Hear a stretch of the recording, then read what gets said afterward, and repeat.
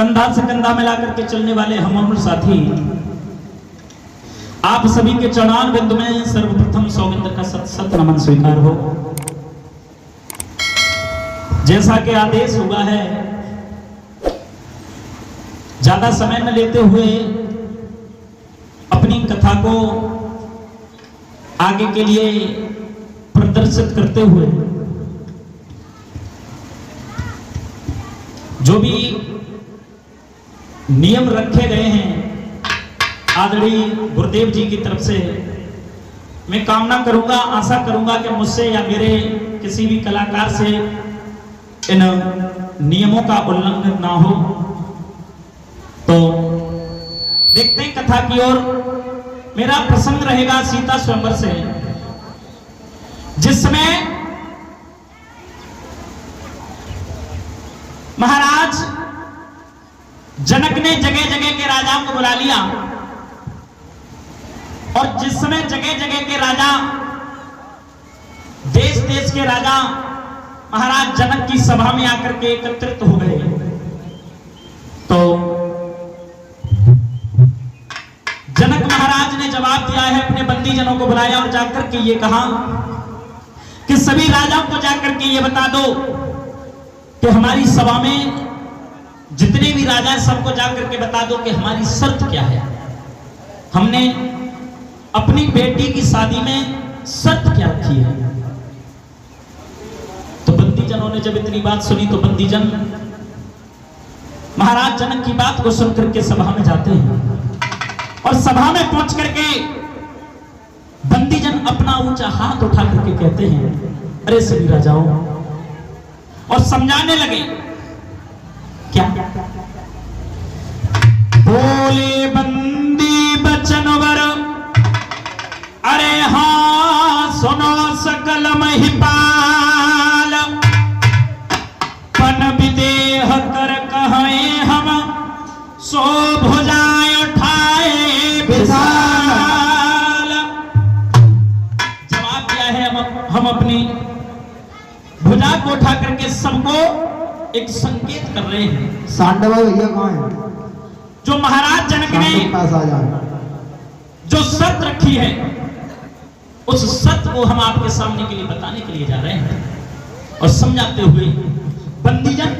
और क्या बोले हैं बेटा राहुल? क्या बोले? सभी राजाओं से, हारे सभा मेरी बंदी जनयों कई, समझाने लगे। हाय सभा मेरी बंदी जनयों कई, अरे आप से हमारी, अरे आप से राजा हमारी, अरे राजा हमारी, भैया शिव को धनुष कठोर, सरती राजा की हो हमारी।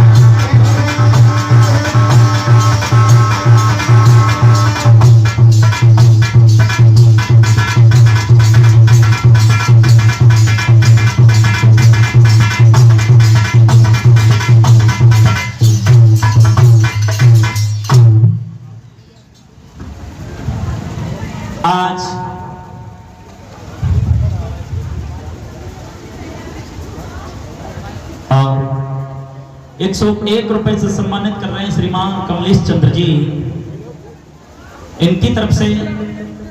और 101 रुपए का सम्मान हुआ है हमारे बाबा जी की तरफ से। 101 रुपए हमारे अभी एक दादाजी दे करके गए थे, नाम तो नहीं जानता हूं मैं। भगवान ऐसे भक्तों के हाथ सदैव धन की ओर बनाए रखे, माता रानी कृपा बनाए रखे। जिस समय महाराज जनक के बंदी जनों ने यह बताया सभी राजाओं को, कह रहे राजाओं, जो महाराज जनक ने यह शर्त रखी है कि जो राजा आज इस सभा में भगवान शिव जी का जो धनुष रखा हुआ है, इस धनुष को उठा करके तोड़ देगा, उसी के गले में सीता जी जयमाला डाल देगी। जिस समय महाराज जनक की शर्त को सुना, बंदी जनों की बात को सुना, तो बात को सुनकर के सभा में कुछ ज्ञानी राजा बैठे हुए थे और कुछ अभिमानी राजा बैठे हुए थे।